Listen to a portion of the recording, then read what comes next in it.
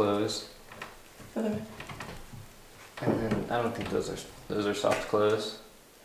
We can't slam them, but they'll do. And if we want to, we can switch, take this off, switch it around, put it over here. So that when you're at the sink, you can open it this way. Okay guys, this is a pretty fun video for you. We went and got all of our kitchen cabinets. They aren't custom made cabinets. They're pretty much they're ready to assemble cabinets, RTA cabinets, except the place we got them from assembled them for us, which was pretty nice. It just saved us a little bit of time and didn't cost us anything extra. And they're just a standard shaker style cabinet. So to put in these base cabinets, we started in the corner, putting in this blind corner cabinet. We put 1/2-inch spacers underneath the sides in the front of all the cabinets to raise the bottom of the cabinet up to where the height of our wood flooring is going to be. And then we shimmed it past that to get everything level and plumbed out.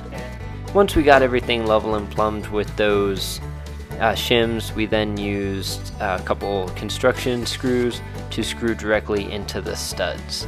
Since these aren't top cabinets and there's not going to be any shear weight, we're not holding the cabinet off of the ground with the screw. We just use regular construction screws. Otherwise you have to use pan head specific screws. So they have to be specific cabinet screws that have a better shear value.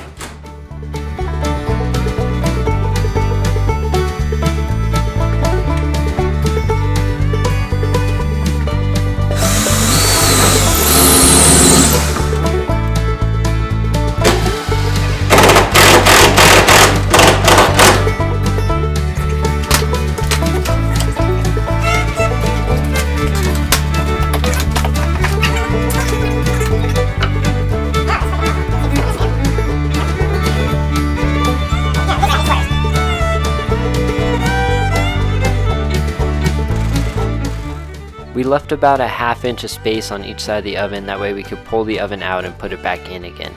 Then after that we put in about a 3-inch spacer on the north wall. This just gives us enough room so that we can actually open the drawers, and the drawers aren't so tight in that corner that they can't open. And then right next to that 3-inch spacer is our spice rack, and then a 15-inch cabinet. Right next to that 15-inch cabinet goes our sink base.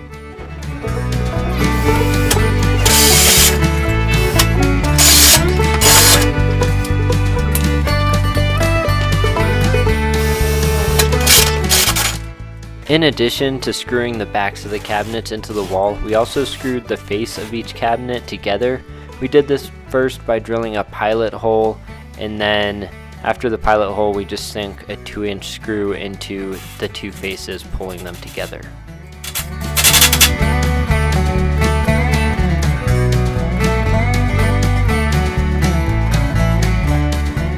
So the normal height of a cabinet is 34.5 inches, and then you add about 1.5 inches of countertop to that, and you get what, 36-inch tall.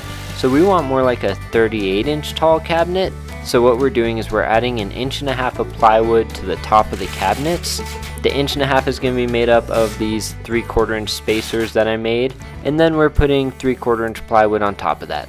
This plywood is going to do two things. It's going to act as a temporary countertop while we wait on pouring our final concrete countertop, and then it's also going to give us that added height like I talked about, so we have a more comfortable height of a countertop.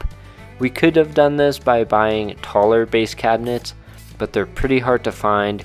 We could have also lifted up the bottom a little taller, but we thought that might look a little more weird, so we settled on just raising the height of the countertop. We might have to kind of adjust things once we get the concrete in so that you don't see those gaps under the spacers, or paint it white or do something like that, but we'll figure that out when we get there.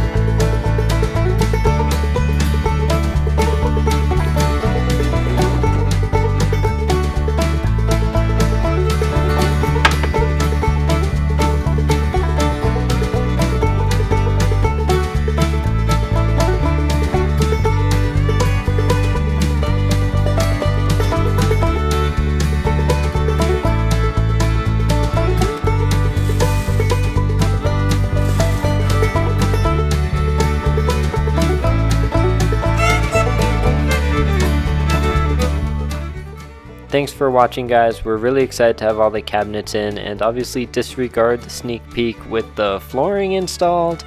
You'll see that later on. But if you have any questions, leave them down in the description below, and make sure you give us a like and subscribe if you haven't already. We've got, I think the next video coming out is going to be tile, so that's going to be really fun, so stay tuned for that.